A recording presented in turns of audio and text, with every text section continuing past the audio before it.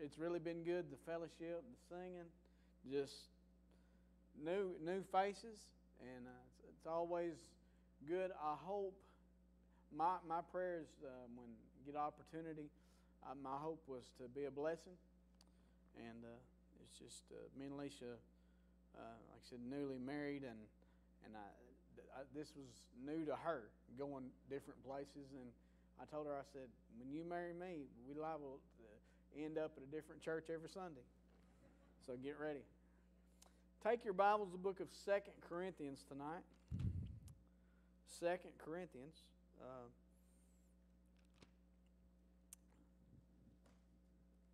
2 Corinthians chapter number 12. Everybody that's saved has a testimony. They ought to. Everybody has a story. Well, I'm going to share a little bit of mine tonight.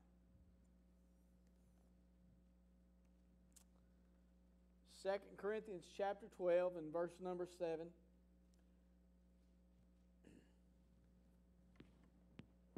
Not 1 Corinthians, 2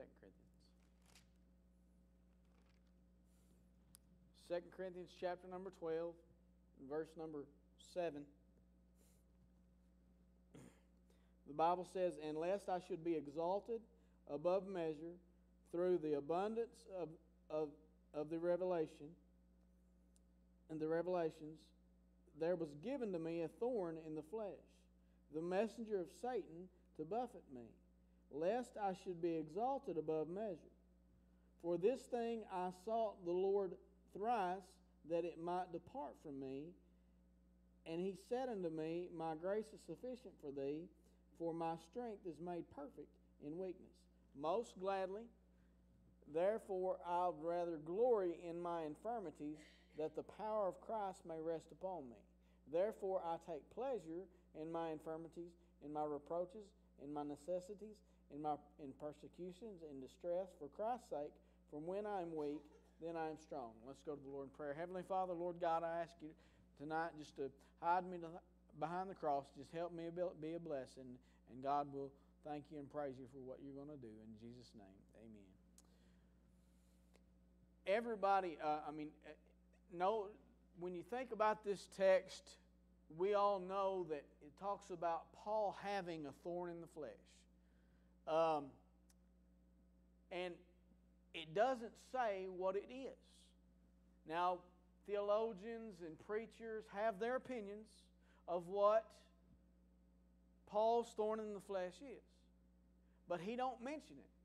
Some say that they believe it was his eyesight, and some say other things. I don't know. I've got my own opinion. I'm not going to share that, but it really doesn't matter. He had a thorn in the flesh, and I had one preacher, I will share what he said. He said, I asked him one time when I was getting this message together, I said, Brother Harvey, he was an evangelist. And matter of fact, he preaches quite a bit at a church just a little way up the road in Conway, quite a bit. I asked Brother Harvey, I said, Brother, what do you believe Paul's thorn in the flesh is? He said, Brother, it's right there in the text. He had a messenger of Satan following him around. I said, that's something good to think about. So, that's an idea there. So, but the thing is that Paul had a thorn in the flesh, and you and I have a thorn in the flesh. Whether we know it or not, we have a thorn in the flesh.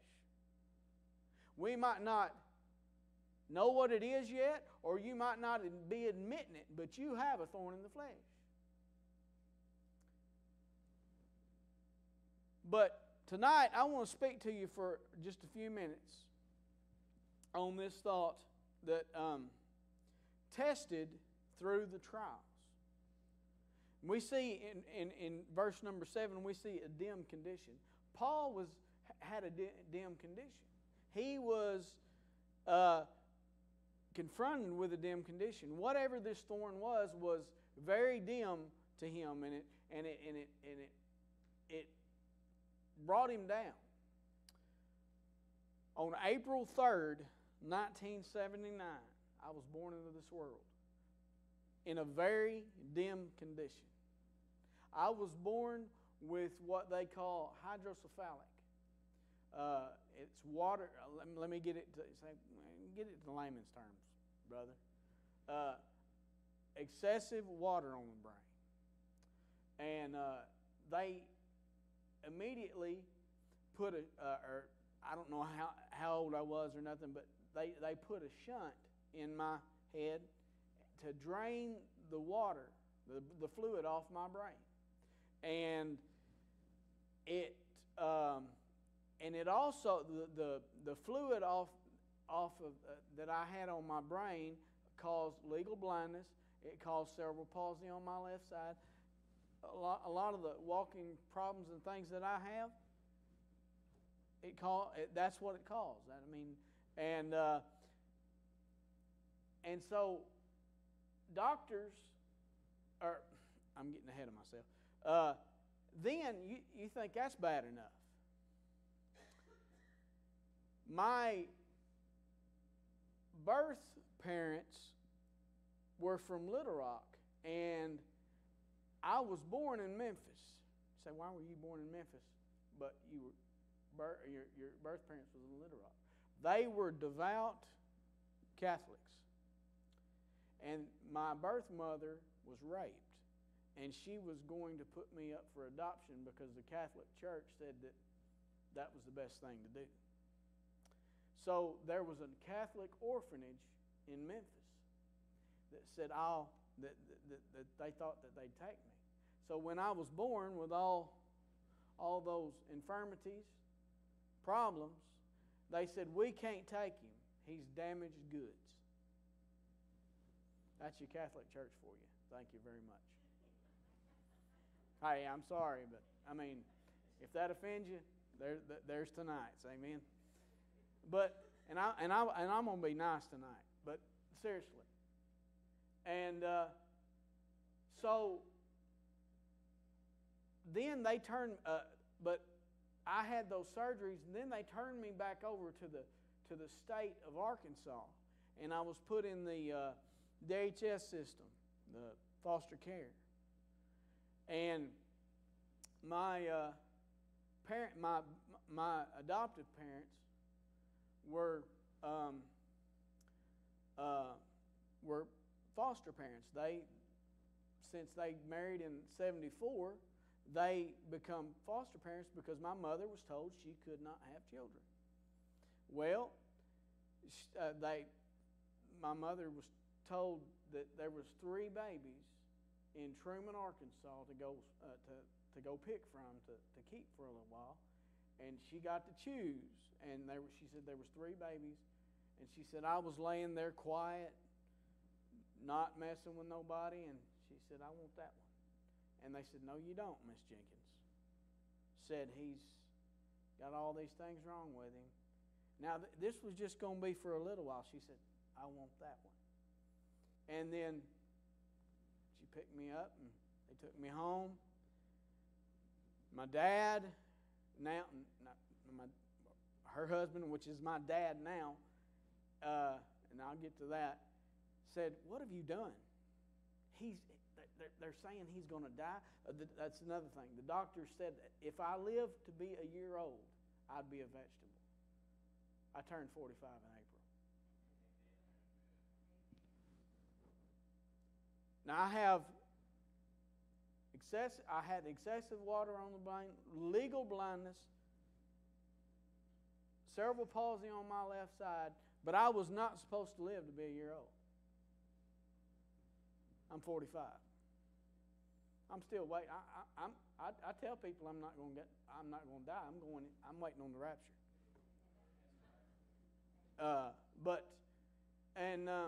That's not the end of it. I mean, but my dad's like, what are you doing? What have you done? My mom's mom and dad. What have you done? He's not going to live. My dad's mother and dad, which some folks here come tonight, I don't know your names. I'm going to have to get those names again. I remember you vaguely. I got some family here tonight to come to hear me preach. I appreciate that. And Buster and Mildred Jenkins, they know them or knew them. They're in heaven now. And I miss them dearly. And but they said, "What have you done? He's not going to live, and we're going to get attached to this thing, and he ain't going to live." And it wasn't long. Everybody did get attached to me, and I'm still here. And, well, I kept having surgeries because of the shunt and things, and had to have physical therapy, and I had real thick glasses, and if I wear glasses now, they're kind of thick.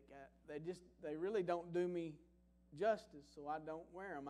I can't have reading glasses won't do me any good, so I just really don't wear them much. But when I was 3 years old, my parents decided we're going to adopt him. But I was the first, and now this still don't make no sense to me, but I was the first subsidized adoption in Arkansas. I'm also let me back. I'm not telling y'all the whole story. I'm only using 5% of my brain. The rest of it's gone.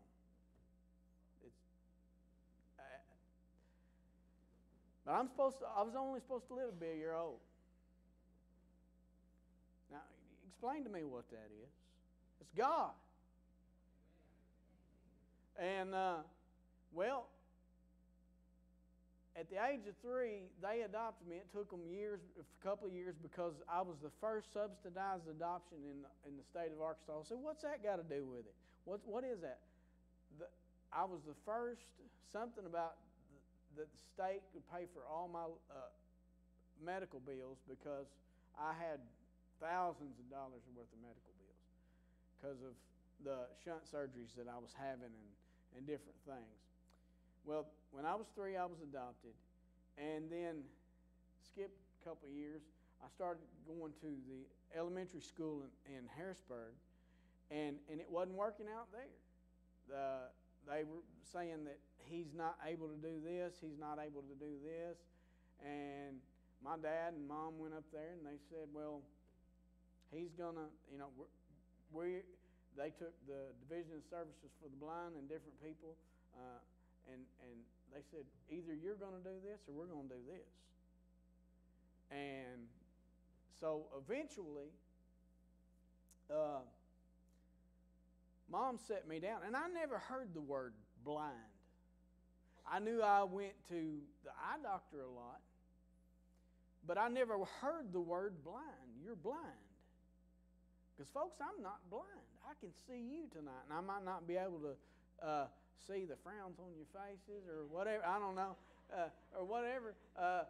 But I can see you tonight, but people say, "How much can you see?" Or say that you're blind. A lot of people.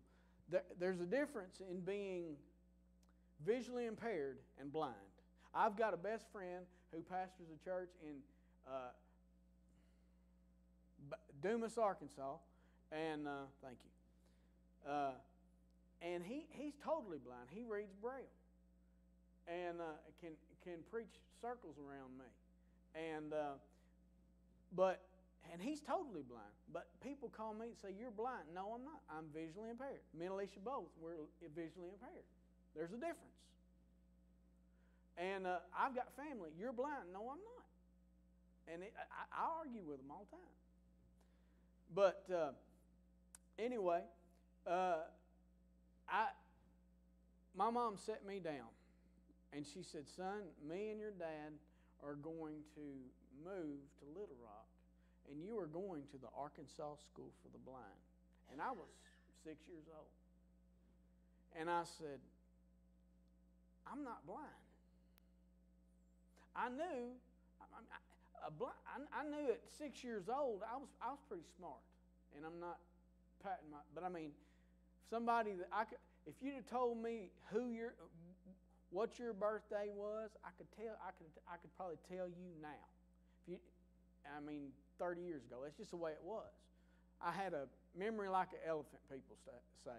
You tell me something and I can tell you something. Well, I'm going to tell you something. I married somebody just like me. It took me a long time, but I married somebody just like me. She has the same type of things that I've got. Hydrocephalic. We've got the same eye problems. It's ironic. I knew it years ago when we was going to school together, but well, I'm not going to throw her under the bus, but because I got to live with her. But anyway, but I mean, we were sitting around. She'll say, we got so much in common. I said, I knew that a long time ago.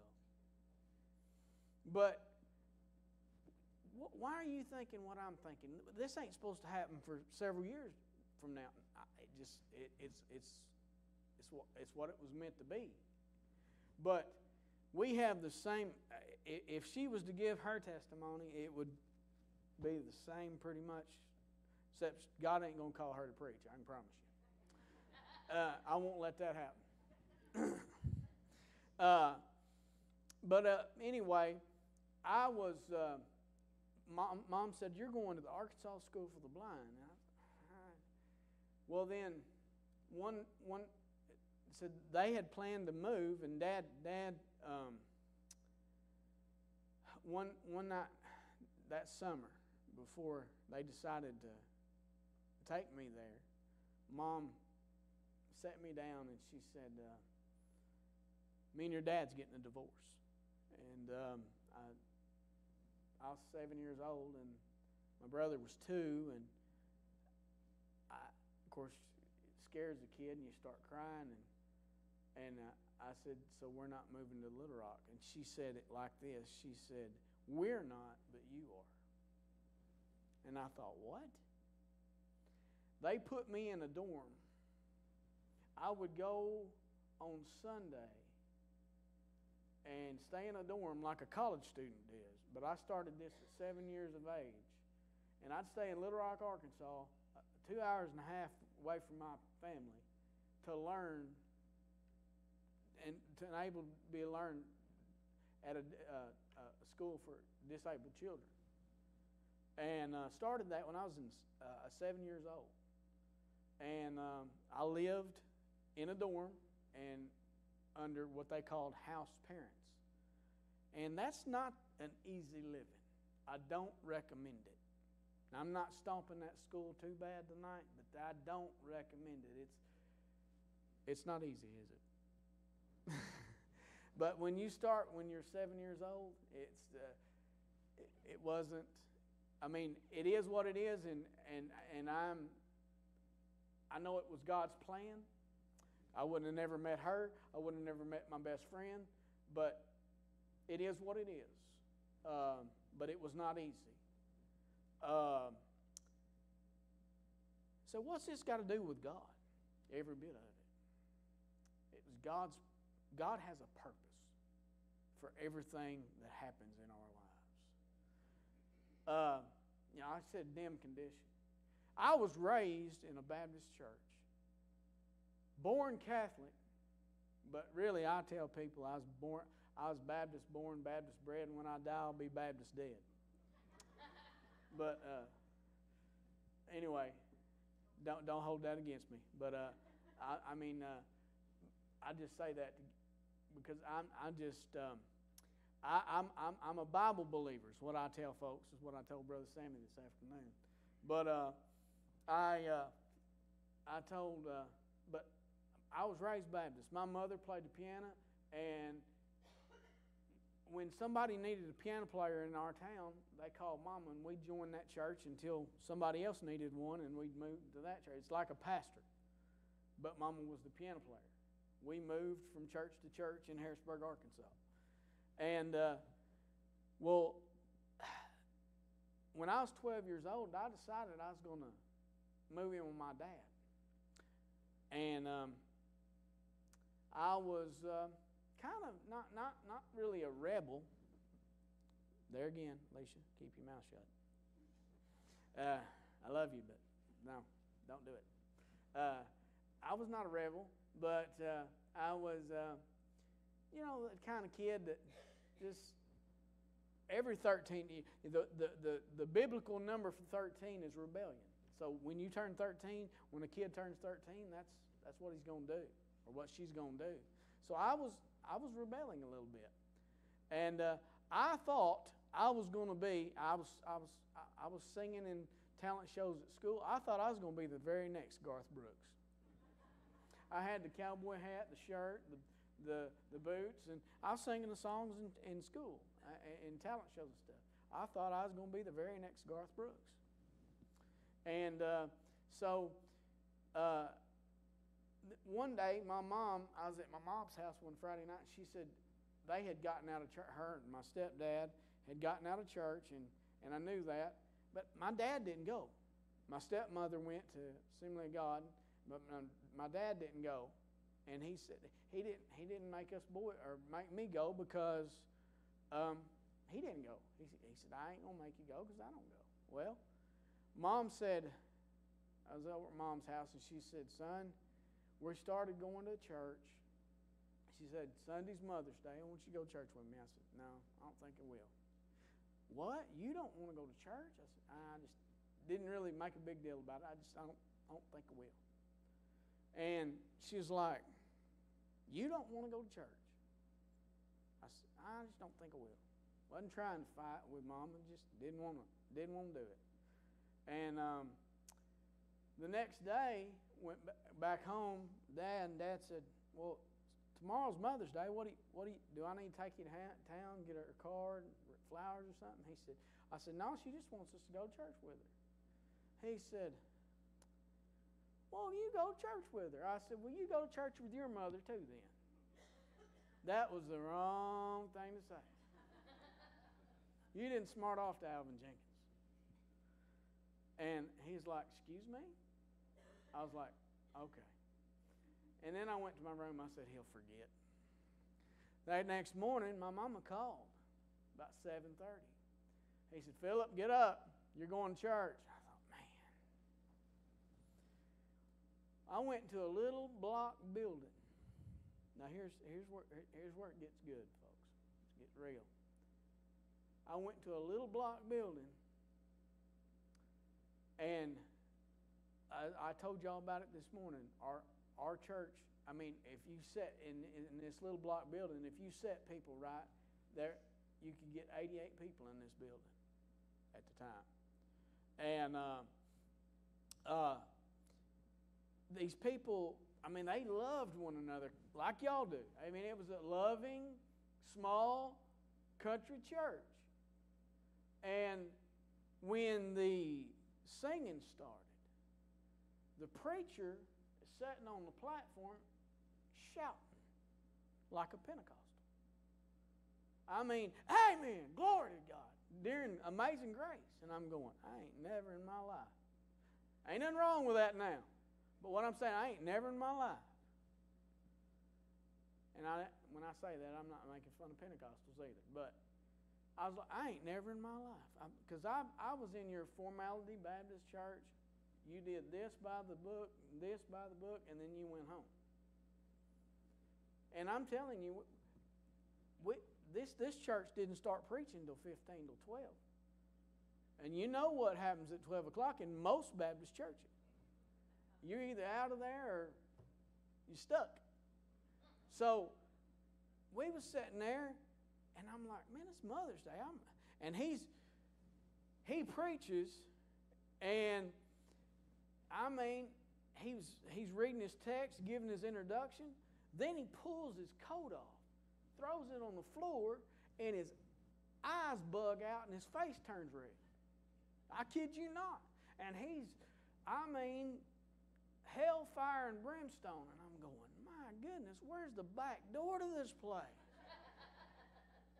Now, mind you, I thought I thought I got saved when I was 10 years old, but I just prayed a prayer. Well, the end of that morning, I knew one young man in that church that I was buddies with, and I told him, I said, Adam, where's the end? Where is the back door of this church? And he showed it to me. Mom said, the preacher wants to meet you. I said, I don't want to meet that retarded nut. And anyway, the next Sunday, I said, I ain't never going back here. Guess where I was the next Sunday morning? Right back here in that church, sitting on the front row, because Mama played the front row. I tell people I was born on the front row of a Baptist church. Because that's where, people say, is the front row the only place you sit? Yeah, because if I sit on the second row, I'm backslidden. That's just where I was born to sit was the front row, and usually piano side. So anyway,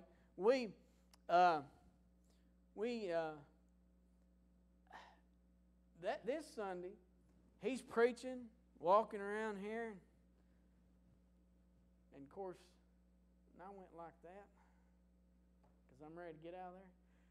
And for those of you that look at your watches, and I'm like, man, dude. I said, I'm not going back. The next Sunday, my family got up and joined the church, and for some reason, I followed them. And I didn't want to be there. But I moved my letter too. Lost as a goose and didn't know it. Well, for months, I learned to turn Kenny McMahon off.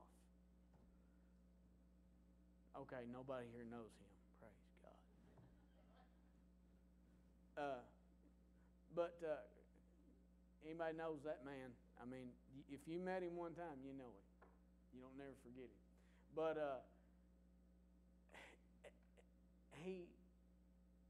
one October morning, October 17th, 1993. There I go with my dates. He was preaching on Nicodemus about being born again. And I was sitting on that front pew.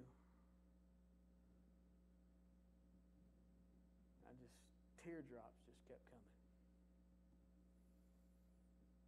I couldn't wait to get to that altar. And before I had seen people get saved and they pray a prayer and sign a card, well, this time I went and I said, brother, I need to be saved. And he took a Bible. He said, let me show you, son, where you are. And he said, over in Genesis, he said, you're a lost sinner. And he said, in Romans 3:23, he said, for all have sinned and come short of the glory of God. And then he showed me what I could be in the Roman road. And I had never seen that before. And I was like, yeah. And folks, now I ain't perfect, but that day, God saved my soul. I didn't pray one of them 1, 2, 3 prayers. God done something. I looked at things different. When you get saved, you look at things different. And about 6 months later, and I was 15 years old. I was 14 when I got saved. I asked him a couple of weeks later. Now, a man that I couldn't stand 2 weeks before that, it's amazing when God saves you how He changes some things. I fell in love with that man, and he's like a daddy to me. My pastor. And I'll give my right arm for him, and I can't even use my left one. So I'll tell you that tells you something. He's been the only guy in my life that's ever said that he's never put limitations on what God can do with me. He's never said, well, I don't know, or well, he's legally blind. I don't think he can do that. He's always said, son, God can do anything. And then when I was 15 years old, about 6 months after I got saved, God was dealing with me about preaching. You say, 15 years old? I said, yeah, that's what I said too. But I finally answered the call. And firstly, we see a dim condition. Second, we see a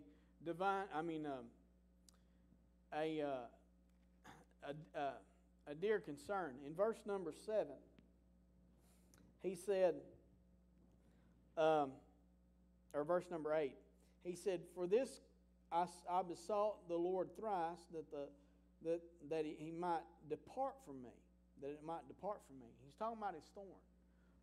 Paul said, "Lord," I can just see it. He said, "Lord, take this thorn from me."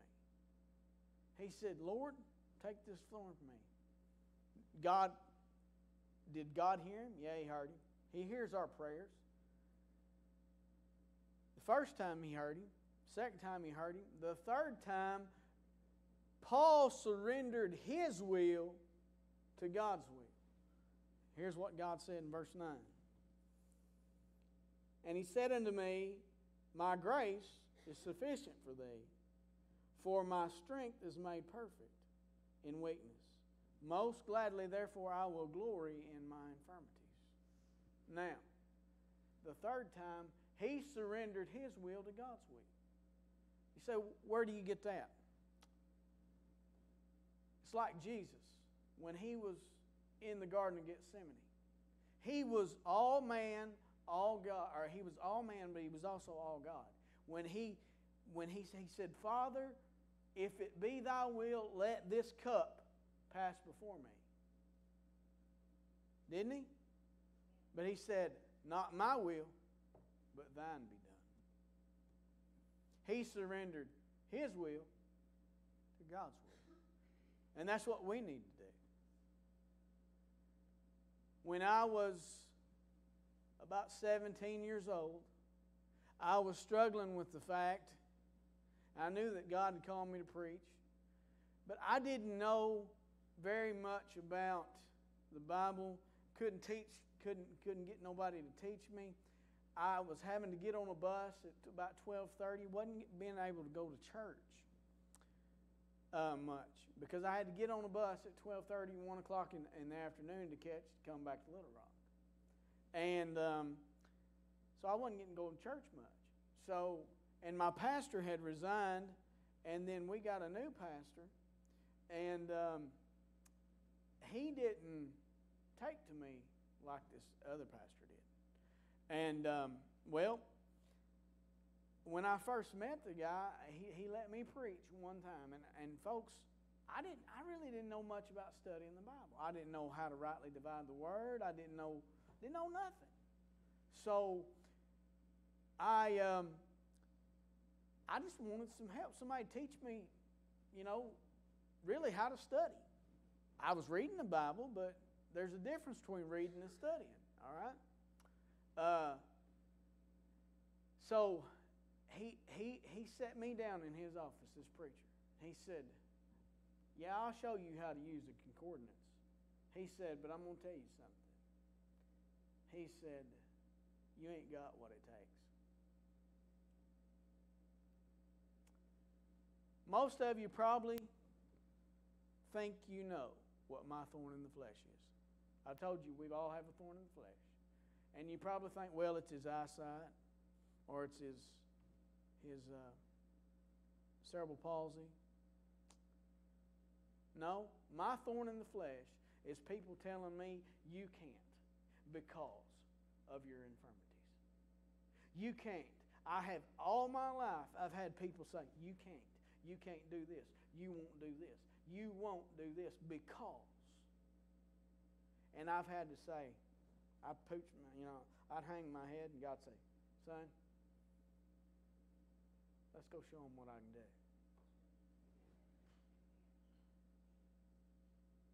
Folks, I'm bragging on Jesus tonight. Everything you're looking at is Jesus. My pastor told me when I was in the 9th grade, when they licensed me to preach, he sat me down in his office. He said, "Son," and this is coming from a man that had never had any stitch of seminary. He said, "You need to go to school." And I'm like, I'm trying to get out of the school I'm in now. I'm only in the 9th grade and I want to quit. He said, you need to go to school. He said, you get all the schooling you can get. He said, I said, but Brother Kenny, I said, you've never been to school. He said, I've told, and he's been blessed to have several preacher boys. And all of them I've known, and we're all close friends. And he's told all of us, he says, boys, go to school, go to a good Bible-believing school and get you some education and get all you can get. With God's grace, I've gotten 2 doctorates. It took a long time. Now, I don't walk around and I don't make you call me Dr. Jenkins and stuff like that. And I don't introduce myself like that. I did that because I had to. I found out, and I'm getting ahead of myself, but we see that a dim condition, we see a dear concern. He was concerned. There was a concern here. But then we see, lastly, verse 10, a divine conquest. Verse 9 and 10.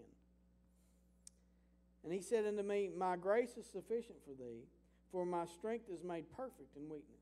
Most gladly, therefore, I will glory in my infirmities, that the power of Christ may rest upon me. A dim condition, a dear concern, and then a divine conquest. Folks, I've seen the hand of God in my life. There was times when I had people tell me, you can't.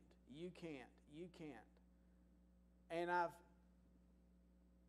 done, with God guiding me, I've done everything that I was told I would not do. Even drive. I drove in a field. My stepdad took me out in the field when I was 10 years old and let me have it one Sunday afternoon before I went to school. And my mom telling me, no. And he took me out in a old rice field and just said, have at it. And I'll never forget it. So I've even drove a truck when I was 10 years old. 9 or 10 years old, I can't remember. But that's the only time, and that's probably going to be the only time I ever do that. But, and you're welcome. Anyway, but I've had to, and I don't mean this to be, but I've spent my adult life, I say, having to prove things, because people, you're not going to be able to do that. You're not going to. Why are you doing this? Why? After I graduated high school, I tried to go to Williams Baptist College, and that didn't work. And I realized I didn't need to be there. I won't tell you all why, but I just realized I didn't need to be there, and put my dad in some debt. I had to apologize, but he said, "Well, lessons learned." And then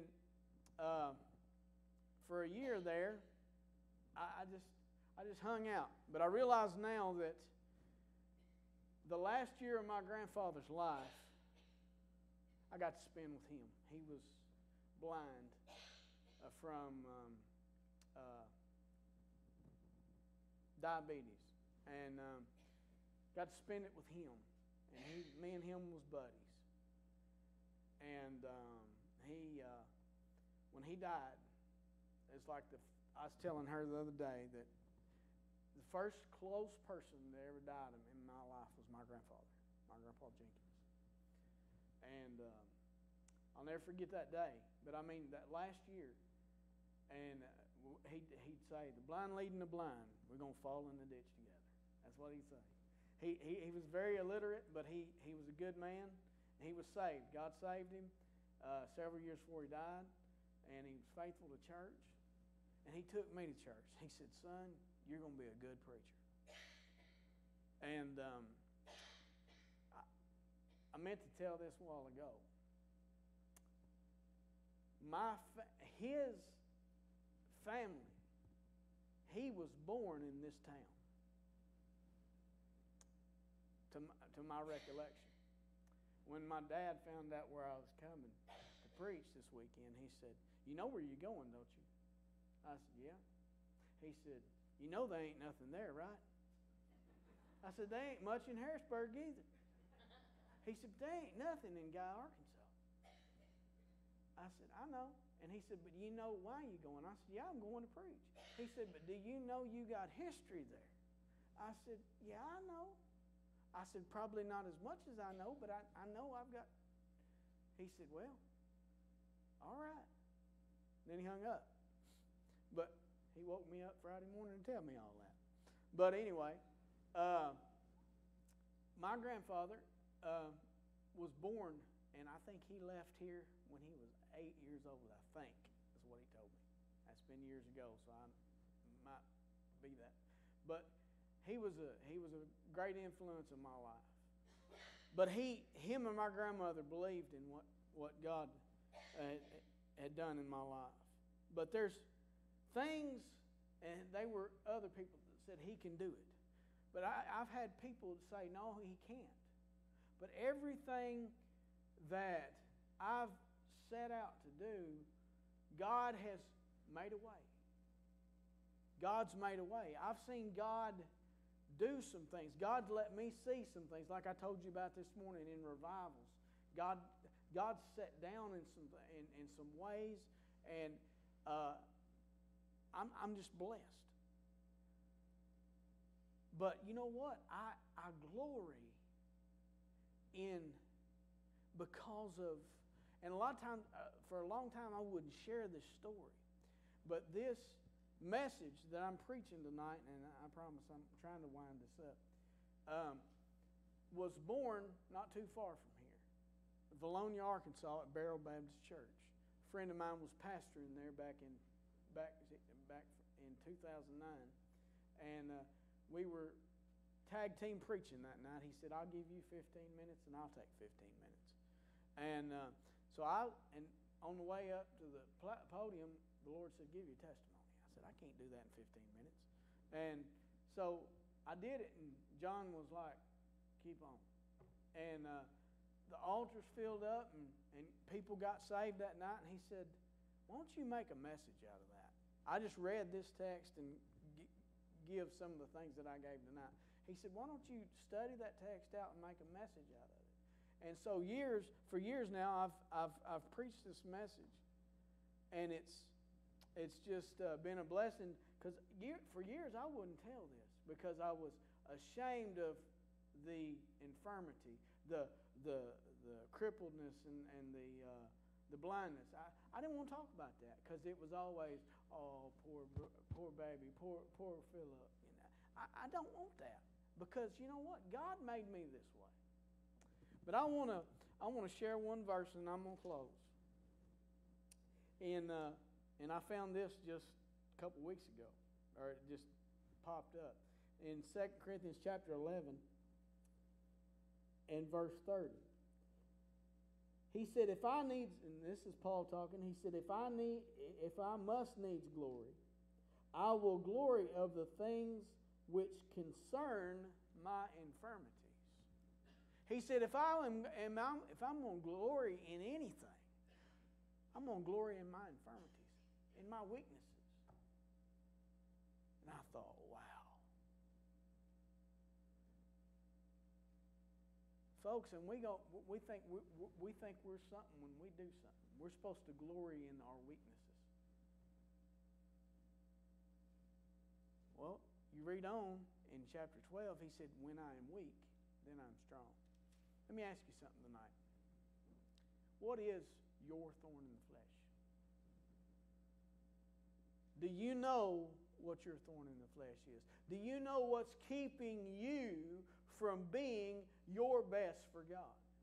If you don't, maybe you need to search it, find it. Because God might take that thorn and use it for His glory. Or He might take it away from you. But most of the time, He'll take that thorn and use it. But what you got to do is bring it to an altar and give it to Him. Phillip Jenkins had to bring that to an altar and give it to Him a long time ago. Even to give this testimony, I didn't like to tell this. Everybody, you need to give your testimony. I didn't like to talk about it. I finally had to say, God, this is yours. I'm this way because,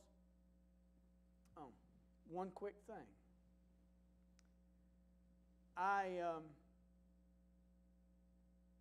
was told I could not, I was not going to be able to ever have that shunt removed or anything, or I'd needed it all my life. And when I was about 17 years old, I got sick. Every time that shunt messes up, you get deathly sick. You get a headache and some other things that I don't want to go into, right, Alicia? And the only way of fixing that sickness is going in and operating on that thing and then figuring out what's wrong. Well, when I was a junior in high school, I got sick when I was on a vacation, Christmas vacation. And they worked on it, took me to 2 or 3 hospitals. And the doctor finally came in and he said, you ain't going to need that shunt no more. He said, what we're going to do is we're going to go in there and we're going to tie that thing off. And he said, we're going to see how things are going to work without it. We're not going to take it out, he said, but we're going to tie it off so it won't work no more. Well, that was 1997. I don't have it anymore. But then I developed seizures, and I took medicine for years. And then back in 2013, I was working on a bachelor's degree in theology. And I was sitting in a Sunday school class one morning, and I had a seizure while opening in prayer. And they called an ambulance. I knew what was going on. I just couldn't respond. So I went to the doctor the next day, and he said, you need to be seeing a neurologist as much as you see me. And I did, and he switched some medicines, and that neurologist sat down. And he looked at me and my mother, and he said, so what do you do? I said, well, I'm getting my master's in theology. At the time, I was getting my master's in theology. He said, master's. He kept saying that. I said, yes. I said, Doc, why are you saying that? He said, the brain damage that you have, what you see is on your left side. He said, the brain damage is on your right side. He said, had the brain damage been on your left side, if you would have lived, you wouldn't be talking to me right